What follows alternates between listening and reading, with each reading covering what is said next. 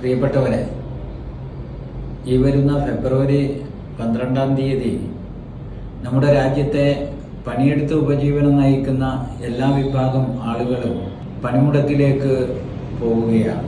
പണിമുടക്ക് നടത്തുക എന്ന് പറയുന്നത് ഒരു തൊഴിലാളിയെ സംബന്ധിച്ച്, ജീവനക്കാരെയും അധ്യാപകരെയും സംബന്ധിച്ച് അത്ര സുഖകരമായ ഒരു സംഗതിയല്ല. എന്നാൽ ഈ ജനവിഭാഗങ്ങളാകെ തന്നെ പണിമുടക്കാൻ നിർബന്ധിതമായിരിക്കുകയാണ്. ജീവിത സമരത്തിലാണ് ഓരോ ജനങ്ങളും ഏർപ്പെട്ടിട്ടുള്ളത്. ഇന്നലെ ജീവിച്ചതുപോലെ, ഇന്ന് ജീവിക്കുന്നത് പോലെ നാളെ ജീവിക്കാൻ പറ്റാത്ത ഒരു സാഹചര്യം സംജാതമാകുകയാണ്. എല്ലാം കോർപ്പറേറ്റുകൾക്ക് വേണ്ടി അടിയറ വെക്കുകയാണ്. കോർപ്പറേറ്റുകൾ മാത്രം ജീവിച്ചാൽ മതി. കോർപ്പറേറ്റുകൾക്ക് വേണ്ടിയിട്ടാണ് കേന്ദ്ര സർക്കാർ എല്ലാ ജനവിഭാഗങ്ങളെയും തീരെഴുതി കൊടുക്കുന്നത്. ഇവിടെ നമുക്ക് പരിശോധിച്ചാൽ കാണാൻ പറ്റും ഏത് ജനവിഭാഗത്തിനാണ് കേന്ദ്ര സർക്കാരിൻ്റെ നയത്തിൻ്റെ ഭാഗമായി ഗുണം ലഭിച്ചിട്ടുണ്ടാകുക. ഒരു വിഭാഗത്തിനുമില്ല. നമ്മുടെ നാട്ടിലെ കർഷകരായാലും തൊഴിലാളികളായാലും തൊഴിൽ രഹിതരായാലും ജീവനക്കാരായാലും അധ്യാപകരായാലും പൊതുമേഖലയിൽ പണിയെടുക്കുന്നവരായാലും കച്ചവടക്കാരായാലും ഇൻഷുറൻസ് മേഖലയിലുള്ളവർക്ക്, ഏത് മേഖലയിൽ നോക്കിക്കഴിഞ്ഞാലും ഈ മേഖലകളൊക്കെ സ്വകാര്യ കുത്തകകൾക്ക് തീരെഴുതി കൊടുത്തുകൊണ്ടിരിക്കുന്ന നിയമങ്ങളാണ് ഓരോ പാർലമെന്റ് സമ്മേളനത്തിലും ദോശ ചുട്ട് എടുക്കുന്ന ലാഘവത്തോടുകൂടി നിയമങ്ങൾ പാസാക്കിയെടുക്കുന്നത്.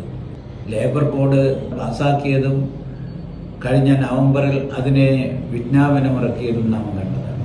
കഴിഞ്ഞ പാർലമെന്റ് സമ്മേളനത്തിലാണ് തൊഴിലുറപ്പ് പദ്ധതി ഇല്ലാതാക്കിക്കൊണ്ട് വിദ്യാഭ്യാസ രംഗത്തെ സ്വകാര്യവൽക്കരണത്തെ പ്രോത്സാഹിപ്പിച്ചുകൊണ്ട് ഇൻഷുറൻസ് മേഖലയിൽ 100% വിദേശ നിക്ഷേപം അനുവദിച്ചുകൊണ്ട്, അതുപോലെ തന്നെ വിവിധ മേഖലകളെ സ്വകാര്യ മേഖലകൾക്ക് എളുപ്പത്തിൽ കൈയടക്കാൻ ആവശ്യമായിട്ടുള്ള സഹായം ചെയ്തു കൊടുക്കുകയാണ്. ഏറ്റവും ഒടുവിൽ ബജറ്റ് വന്നപ്പോഴും ബജറ്റും ഒരു അധ്വാനിക്കുന്ന ജനവിഭാഗത്തെയും പരിഗണിച്ചില്ലെന്ന് മാത്രമല്ല, ഈ അധ്വാനിക്കുന്ന ജനവിഭാഗത്തെയൊക്കെ സ്വകാര്യ കോർപ്പറേറ്റുകൾക്ക് തീരെഴുതി കൊടുക്കാനുള്ള നിർദ്ദേശങ്ങളാണ് കേന്ദ്ര ബജറ്റിൽ പറഞ്ഞിരിക്കുന്നത്.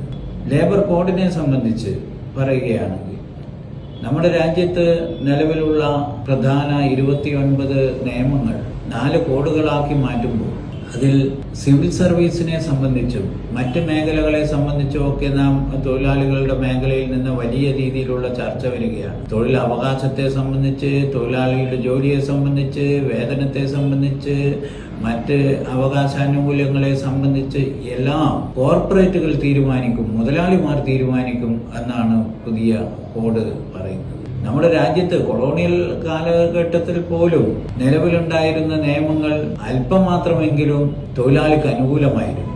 എന്നാൽ പൂർണ്ണമായും മുതലാളിക്ക് അനുകൂലമായി തൊഴിൽ നിയമത്തെ ഭേദഗതി ചെയ്തുകൊണ്ടാണ് ലേബർ കോഡ് ഉണ്ടാക്കിയത്. അതിൽ സിവിൽ സർവീസിനെ ബാധിക്കുന്ന വിഷയങ്ങളുമുണ്ട്. ഈ കോഡുകളിൽ പറഞ്ഞിരിക്കുന്ന, ഉദാഹരണത്തിന് കോഡ് ഓൺ വേജസിൽ കൃത്യമായിട്ട് സൂചിപ്പിക്കുകയാണ്. അതിന്റെ ഡെഫിനിഷൻസ് പറയുന്നിടത്ത് പറയുന്നുണ്ട്. റൂൾ 2 OM പറയുന്നത് എസ്റ്റാബ്ലിഷ്മെന്റ് എന്നതിന് നിർവചനം കൊടുക്കുകയാണ് ഗവൺമെന്റ് ഡിപ്പാർട്ട്മെന്റ്സ് എന്ന്. ഗവൺമെന്റ് ഡിപ്പാർട്ട്മെന്റ്സ് എന്നതിന് നിർവചനം കൊടുക്കുകയാണ് government officers and government local bodies and undertakings എന്ന്. അങ്ങനെ സർക്കാർ ജീവനക്കാരും ഈ കോഡിന്റെ പരിധിയിൽ വരും എന്ന് വളരെ കൃത്യമായി വ്യാഖ്യാനിക്കുന്നു. അതുപോലെ തന്നെ ഇൻഡസ്ട്രിയൽ റിലേഷൻസ് കോഡ് എടുത്തു കഴിഞ്ഞാൽ ഈ ജീവനക്കാരുടെ അവകാശാനുകൂല്യങ്ങളുടെ മേലെയുള്ള കൈകടത്തലാണ്. അവകാശം ചോദിക്കാൻ പോലും സാധിക്കില്ല എന്ന രീതിയിലേക്കാണ് ഇൻഡസ്ട്രിയൽ റിലേഷൻസ് കോഡ്. അതോടുകൂടി ജീവനക്കാർക്കും അവരുടെ അവകാശങ്ങൾ ചോദിക്കാനും സമരം ചെയ്യുവാനും ഒക്കെയുള്ള അവകാശത്തെയാണ് കവർന്നെടുക്കുന്നത്. അവകാശത്തെ കവർന്നെടുക്കുക എന്ന് പറഞ്ഞാൽ എന്താണ് അതിന്റെ അർത്ഥം?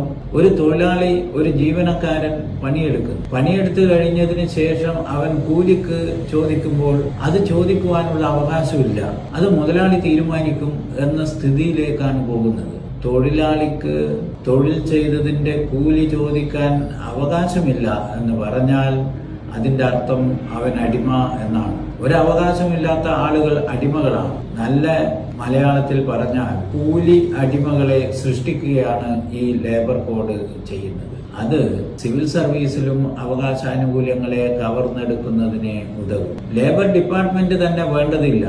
ഇനി ഫെസിലിറ്റേറ്റേഴ്സ് മതി, ഇൻസ്പെക്ടേഴ്സ് ഒന്നും വേണ്ട, പരിശോധനയും മറ്റൊന്നും നടത്തണ്ട. ഇനി ഫെസിലിറ്റേറ്ററായിട്ട് ലേബർ ഡിപ്പാർട്ട്മെന്റ് മാറിയാൽ മതി.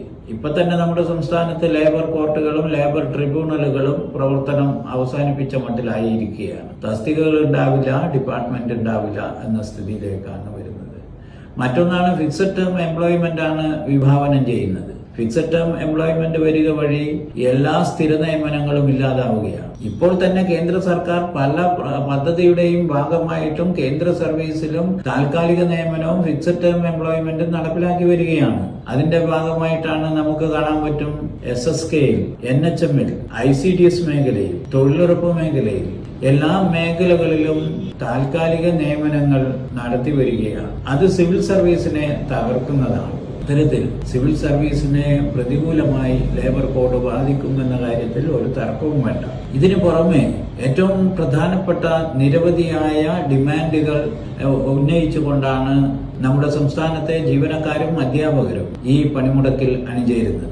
ജീവനക്കാരുടെയും അധ്യാപകരുടെയും സമര ചരിത്രം എടുത്തു നോക്കിക്കഴിഞ്ഞാൽ നവ ഉദാരവൽക്കരണത്തിനെതിരായിട്ട് നടത്തിയിട്ടുള്ള എല്ലാ ദേശീയ പണിമുടക്കങ്ങളിലും, ഇതിനു മുന്നേ നടത്തിയിരിക്കുന്ന മുഴുവൻ ദേശീയ പണിമുടക്കങ്ങളിലും ജീവനക്കാരും അധ്യാപകരും അണിചേർന്നിട്ട് അവർ അവരുടെ പോരാട്ടം, ഈ സാമൂഹിക ഉത്തരവാദിത്തം ഏറ്റെടുത്തുകൊണ്ട് ഈ രാജ്യത്തിന്റെ, ഈ സമൂഹത്തിന്റെ പുരോഗതിക്ക് വേണ്ടിയിട്ട്, തൊഴിലാളികൾക്കെതിരായിട്ടുള്ള നയങ്ങൾക്കെതിരെ രാജ്യ പുരോഗതിക്ക് വേണ്ടിയിട്ട് പോരാട്ടം സംഘടിപ്പിച്ചവരാണ്.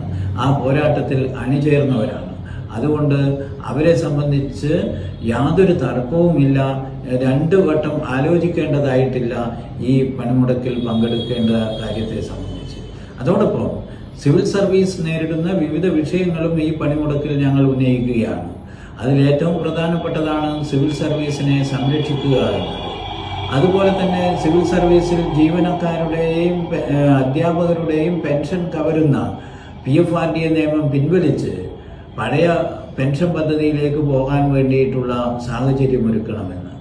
അങ്ങനെ വിദ്യാഭ്യാസ മേഖലയിൽ പുതിയ ദേശീയ വിദ്യാഭ്യാസ നയം NEP പിൻവലിക്കാൻ സർക്കാർ തയ്യാറാവണം.